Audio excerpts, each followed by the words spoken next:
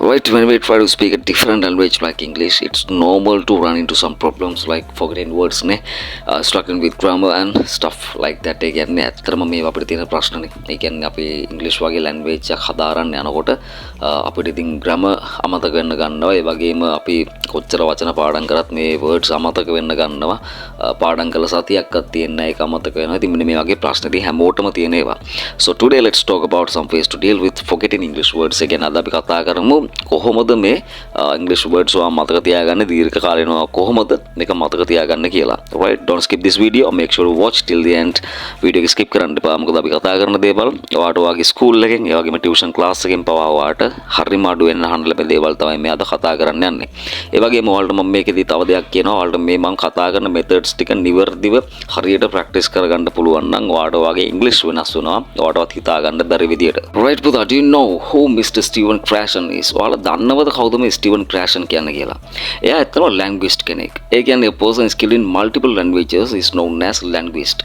ඒ කියන්නේ යම් භාෂාවක් පිළිබඳව ප්‍රවීණයෙක්. එහෙමත් නැත්නම් අපි කියනවා වාග්වේදියෙක් කියලා. අන්න එහෙම භාෂා ප්‍රවීණයෙක් තමයි මේ ස්ටීවන් ක්‍රෑෂන් කියන්නේ. ඉතින් එයා හරි ලස්සනට පැහැදිලි කරනවා දෙයක්. ඔයා දන්නවද අපිට ඉංග්‍රීසි වලින් ජෙනරල් කන්වර්සේෂන් එකක් නිර්මාණය කරගන්න ඕන නම් වචන කීයක් ඔයා දැනගන්න ඕනද? සරලව කිව්වොත් ඔයාට ඉංග්‍රීසි කතා කරන්න වචන කීයක් විතර දැනගන්න අවශ්‍යයිද? වචන ලක්ෂයක්, එහෙම නැත්නම් වචන ලක්ෂ 10ක් නෑ. ඇත්තටම අපි වචන 3000ක් වගේ ප්‍රමාණයක් දන්නව නම් ඔයාලට ඇත්තටම ඉංග්‍රීසි කතා කරන්න හැකියාවක් ලැබෙනවා. මම නෙමෙයි එහෙම කියන්නේ, ස්ටීවන් ක්‍රෑෂන් කියන මේ ලැන්ග්විස්ට් තමයි එහෙම කියන්නේ. හැබැයි මමත් එක්ක 200%ක්ම එකග වෙනවා.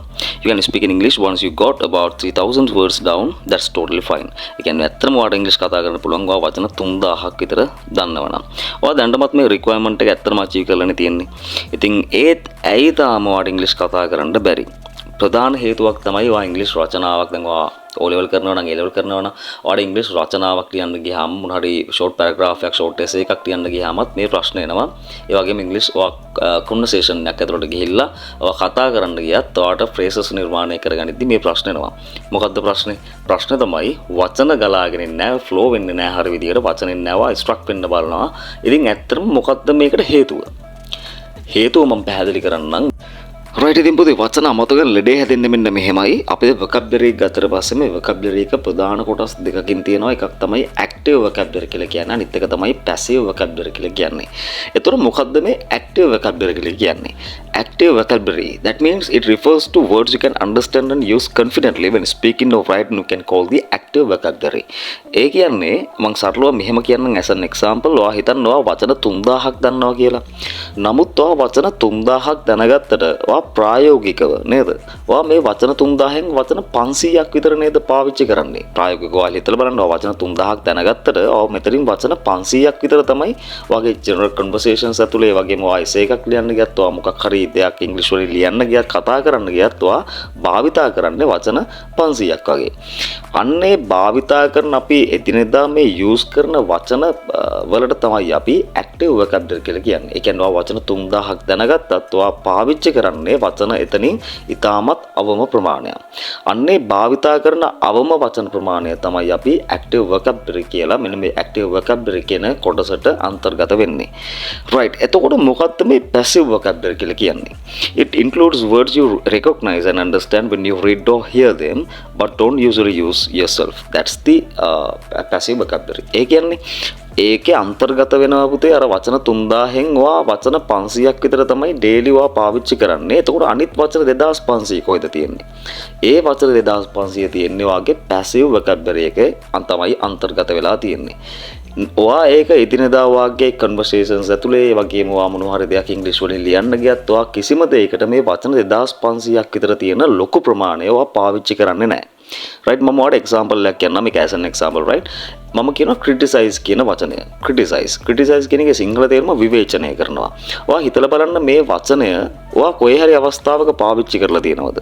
සමහර අයගේ මේක active vocabulary එකේ තියෙන වචනයක් වෙන්න පුළුවන්. නමුත් බොහොමයක් අයගේ මේ criticize කියන වචනය තියෙන්නේ passive vocabulary එකේ තමයි අන්තර්ගත වෙන්නේ. ඔයා හිතන්න මේ criticize කියන වචනේ ඔයා නිතරම පාවිච්චි කරලා තියෙනවද? ඔයා essay එකක් ලියන්න ගිහලා මේ වචන පාවිච්චි කරලා තියෙනවද? නෑ නේද? හැබැයි ඔයා දන්නවා criticize කියන එකේ තේරුම. නමුත් ඔයා ඒක භාවිතා කරන්නේ නෑ. අන්න ඒ විදියට පැසිව් වොකැබුලරි එකේ තියෙන්නේ අපි දන්න අපි කොහෙන් හරි අහපු වචනයක් අපි කොහෙන් හරි ඉගෙනගත්ත වචනයක් නමුත් අපි එදිනදා ජීවිතේදී පාවිච්චි කරන්නේ නැති වචන ටික අන්තර්ගත වෙනවා පැසිව් වොකැබුලරි කියන කොටසට. රයිට් මං හිතනවා ඔයාලට තේරෙන්නේ නැති කියලා. රයිට් එතකොට තව දෙයක් තමයි අපි සාමාන්‍යයෙන් කරන්න ඕන අපි ඉංග්‍රීසි හොඳට කතා කරන්න ඕන නම් අපි කරන්න ඕන මේ ඇක්ටිව් වොකැබුලරි එකේ තියෙන වචන ප්‍රමාණය වැඩි කරගන්න. එහෙනම් අපිට සිද්ධ වෙනවා මේ පැසිව් වොකැබුලරි එකෙන් වචන පුළුවන් තරම් ඇක්ටිව් වොකැබුලරි එකට ඇදලා ගන්න. මේක ඉතින් අර අදිනවා කියලා කියන්නේ අපිට සාමාන්‍යයෙන් මේක අතින් ඇදලා ගන්න බෑ. මේක කොහොමද අපි කරන්නේ? මේකවා දෛනිකව ප්‍රැක්ටිස් කිරීම මගින් නැත්නම් පුහුණුව මගින් තමයි මෙන්න මේ පැසිව් වොකැබුලරි එකේ තියෙන වචන ටිකවා ඇක්ටිව් වොකැබුලරි එකට පාවිච්චි කරන්න ඕන. දැන් ගොඩක් අය කරන වැරද්දක් තමයි ඔයා ඒක තව වචන ඉගෙන ගන්න යනවා. නමුත් ඒ වචන ඉගෙන ගත්තට ඔයා ඒක පාවිච්චි කරන්නේ නැහැ. ඉතින් එහෙනම් අමුතු වචනයක් ඉගෙනගෙන ඔයා ඒක භාවිතා කරන්නේ නැත්නම් ඒක වැඩක් නෑ. ඔයා හිතලා බලන්න ඔයා දන්න ඔයා භාවිතා කරන්නේ නැති වචන කොච්චර තියෙනවද කියලා.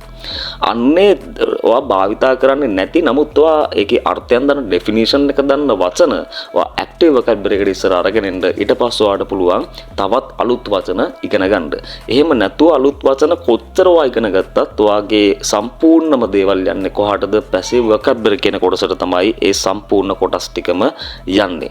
මම හිතනවා මේ පොයින්ට් එක ඔයාලට තේරෙන්නේ නැති කියලා. එහෙනම් අපි කොහොමද මේ පැසිව් වොකැබුලරි එකේ තියෙන වචන ටික ඇක්ටිව් වොකැබුලරි එකට ගේන්නේ? ඒ වගේම කොහොමද අපි අලුත් වචනයක් නැවත ඉගෙන ගැනීම සිද්ධ කරන්නේ?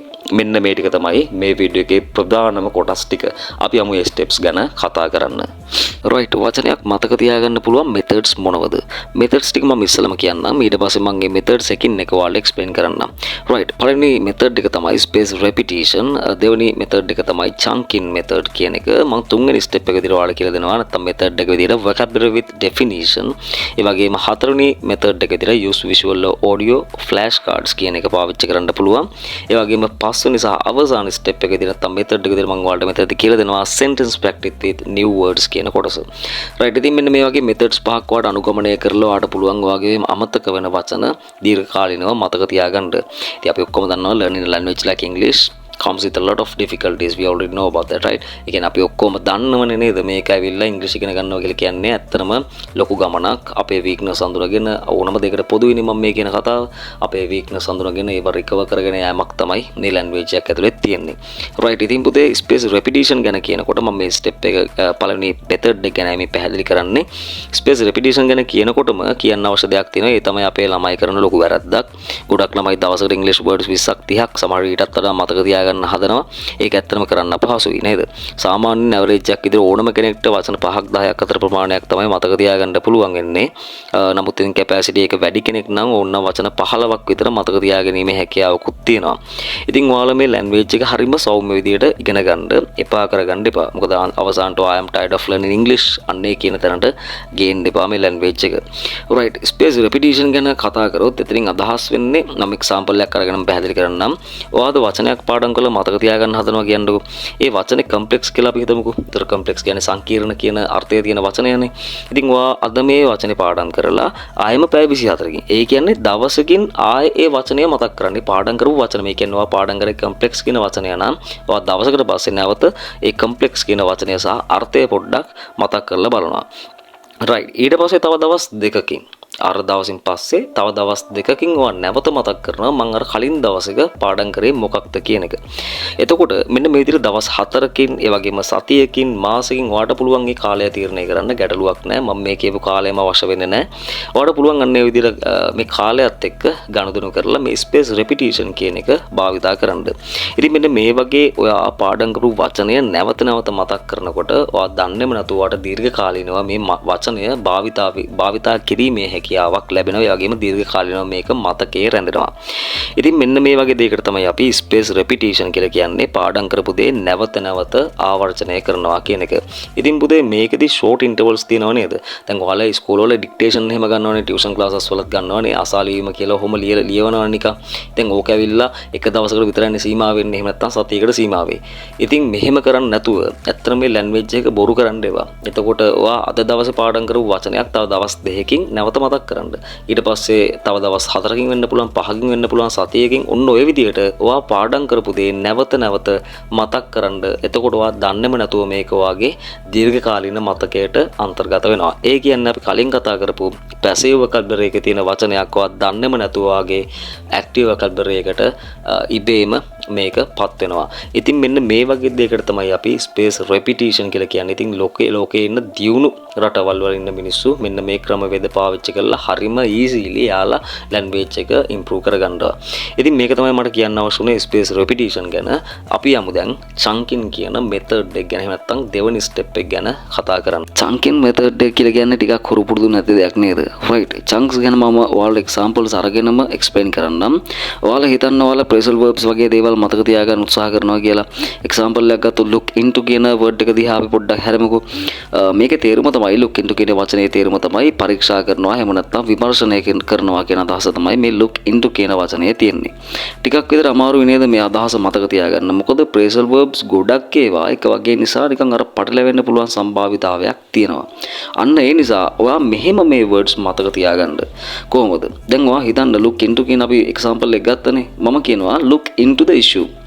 ඒ කියන්නේ investigate the problem කියන එකනේ. ඒ කියන්නේ මොකද්ද? ප්‍රශ්නය පරීක්ෂා කරනවා නැත්නම් ප්‍රශ්නය විමර්ශනය කරනවා කියන අදහස තමයි එතන තියෙන්නේ.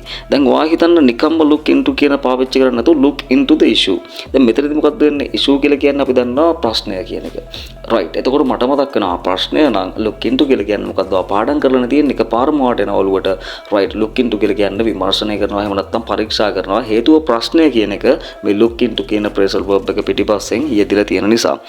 right. අන්න ඒවට තමයි අපි සාමාන්‍යයෙන් මොකද්ද කියන්නේ චන්ක් එකක් කියලා කියන්නේ. චන්ක් එකක් කියලා කියන්නේ එතකොට සාමාන්‍යයෙන් වචන කාණ්ඩ කිහිපයක් නැත්නම් වචන කුට්ටියක්. එහෙම නැත්නම් අපි කියනවා මේවට ෆ්‍රේස් එකක් කියලා. එතකොට මේවා ෆ්‍රේසස් විදියට මතක තියාගන්න පුළුවන් නම් මේක දීර්ඝකාලීනව ඔයාට ඔළුව ඇතුලේ තියාගන්න හැකියාවක් තියෙනවා.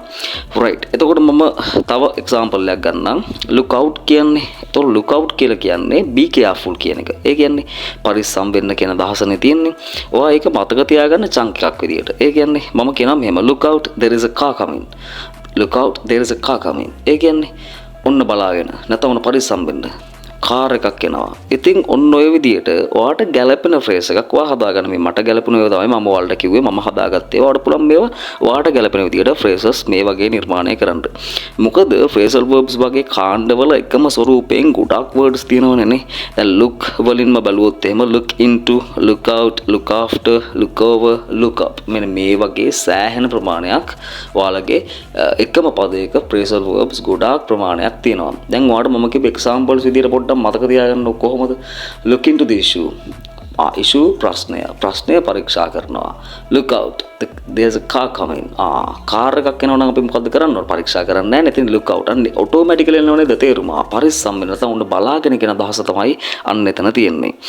ඉතින් මෙන්න මේ වගේ සෑහෙන්න තියෙනවා. ඉතින් ඔයා ඔක්කොම මතක තියාගන්න මේ කොටස් ටික හරි විදියට බලා ගන්න ඕන. ඒ වගේම තමයි මම මෙතනදී තව දෙයක් කියන්න ඕන. chunking by word families. යන්නේ ඒ කියන්නේ මොකද්ද? ඒ කියන්නේ එකම වචනේ different forms තියෙනවනේ පුතේ. ඒ කියන්නේ උදාහරණයක් විදිහට ගත්තොත් එහෙනම් මම කියනවා මෙහෙම. අපි ගමුකෝ act කියන එක. act කියලා ගත්තොත් එහෙම act කියලා කියන්නේ ක්‍රියාපදය. මොකක්ද ඒකේ නාමපද අවස්ථාව? action. act ක්‍රියාපදය, action නාමපදය. active කියලා කියන්නේ ඒකේ තියෙන adjective අවස්ථාව. එහෙම නැත්නම් නාම විශේෂණ අවස්ථාව. actively කියලා කියන්නේ ඒකේ තියෙන ක්‍රියා විශේෂණ අවස්ථාව. activate නේද? activate කියලා කියන්නේ නැවත ක්‍රියාපදයක් එනවා. activate කියන අවස්ථාව. ඔන්න ඔය වගේ family එකක් නේද? එකම ස්වරූපය. ඒතකොට root එක තමයි act කියන එක. මේ act කියන එකෙන් තමයි අනිත් ස්වරූප හැදිලා තියෙන්නේ. ඉතින් ඔයාට පුළුවන් නම් මෙන්න මේ family එහෙම නැත්නම් මේ තියෙන root එකකින් පටන් ගත්ත වචනෙන් හැදෙන අනිත් වචන කාණ්ඩ අපි මේවට කියනවා chunk එකක්. මේවා chunk එකක් විදියට නැත්නම් වචන කුට්ටියක් විදියට ඔයාට පාවිච්චි කරන්න නැත්නම් පාඩම් කරන්න මතක තියාගන්නවා උත්සාහ කරනවා නම් තනි දවසට හිතන්නකෝ ඩිෆරන්ට් වර්ඩ්ස් අපි පාවිච්චි කරන නැතුව ඒක විවිධ ස්වරූපයේ වචන පාවිච්චි කරන්නේ නැතුව මෙන්න මේ එකම ෆැමිලි එක කොටස් ටිකක් එක දවසක ඔයා පාඩම් කරනවා නම් ඔයාට මේවා දීර්ඝකාලීනව මතක තියාගැනීමේ හැකියාවක් ඔයාගේ ඔටෝමැටිකලි ඔයාගේ බ්‍රේන් එක ඒකට සූදානම් වෙනවා.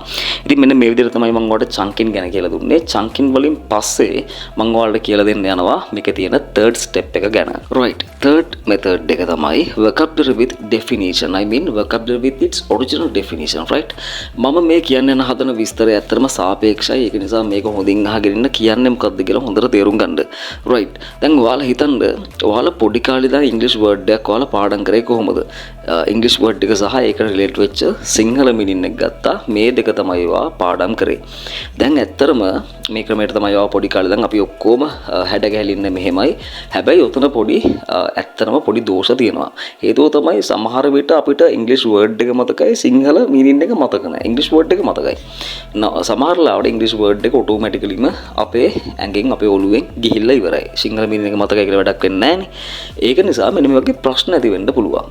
අපිට පුළුවන් නම් දැන් අපි එක්සැම්පල් එකක් විදිහට ගත්තොත් එහෙම ලින්ග්විස්ට් කියන පදය. දැන් මම කලින් සඳහන් කරා එක අපි කියනවා ලින්ග්විස්ට් කියන එකේ ඔරිජිනල් ඩෙෆිනිෂන් එක තමයි a person skilled in foreign languages. ඒ කියන්නේ යම්කිසි පුද්ගලයෙක් විවිධ කියන්නේ අපි කියනවා පිට රටවල් නැත්නම් වෙනත් රටවල් වල භාෂා ගැන ප්‍රවීණත්වයකට අපි කියනවා ලින්ග්විස්ට් කියලා. මෙන්න මේකේ ඩෙෆිනිෂන් එක තමයි මම ඔය කිව්වේ. ඔයාට පුළුවන් නම් මේ යම්කිසි ඉංග්‍රීසි වර්ඩ් එකකට අදාළ කරන ඩෙෆිනිෂන් එකම ඉංග්‍රීසි වලින්ම ඔයාට පාඩම් කරන්න ඔයාට මතක තියාගන්න මෙන්න මේක ගොඩාක් කල් ඔයාගේ ඔළුව ඇතුලේ ගබඩා වෙලා ස්ටොක් වෙලා තියෙනවා. හේතුව තමයි ඔයා හිතන්න සිංහල සහ ඉංග්‍රීසි කියන්නේ භාෂා දෙකක් අපිට කවදාවත් මේ දෙක එකතු කරන්න බෑ. right? ඒක වයිසලම තේරුම් ගන්න ඕන. අපිට සිංහලෙන් හිත ඉංග්‍රීසි වලින් කතා කරන්නත් බෑ. ඒකත් ඔයා තේරුම් ගන්න ඕන. අපි පොඩි කාලේ ඉඳන් ප්‍රැක්ටිස් කරනවා. නමුත් ඒ ක්‍රමවේදය ඇත්තටම පොඩි අඩුපාඩු නෙමෙයි ඇත්තටම ලොකු අඩුපාඩු තියෙනවා. ඉතින් එහෙනම් අපි කරන්න ඕන ඉංග්‍රීසි වලින්ම හිතන්න පුරුදු වෙන්න ඕන. ඉංග්‍රීසි වලින්ම අපිට අදහස් ගලා ගැනීම සිද්ධ කරගන්න ඕන. මෙන්න මේ වගේ වෙලාවට තමයි මම අර කියපු කාරණේ වැදගත් වෙන්නේ. ඔයාට පුළුවන් නම් මේ ලැන්ග්වේජ් එක ඉංග්‍රීසිට පාඩම් කරද්දී ඒකට අදාළ කරනම ඩෙෆිනිෂන් එක ඉංග්‍රීසි වලින්ම පාඩම් කරගන්න ඔයාට මේක ගොඩාක් කල් ඔයාගේ මතකයේ රැඳෙන්න හේතුවක් වෙනවා.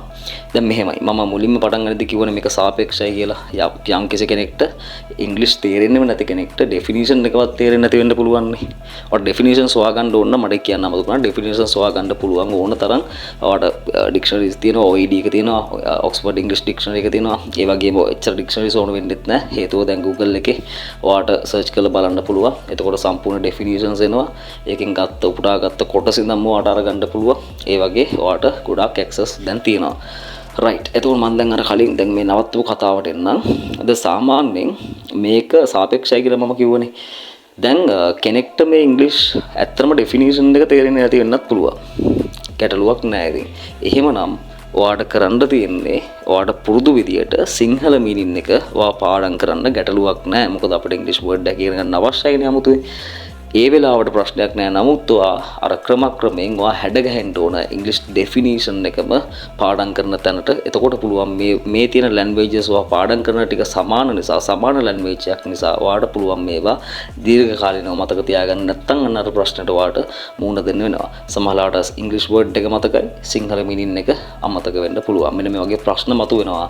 පුළුවන් නම් අන්නේ ක්‍රමයට ඔයාගේ බ්‍රේන් එක හැඩගස්වා ගැනීම කළ යුතුයි. මේක තමයි මම මේ තුන්වෙනි ස්ටෙප් එක හරහා කතා කරේ. දැන් අපි යමු මේකේ තියෙන හතරවෙනි ස්ටෙප් එක ගැන කතා නැත්නම් හතරවෙනි මෙතඩ් එක ගැන කතා කරන්න. use visual audio එහෙමත් නැත්නම් flash cards ගැන තමයි මම මේ කියන්න හදන්නේ.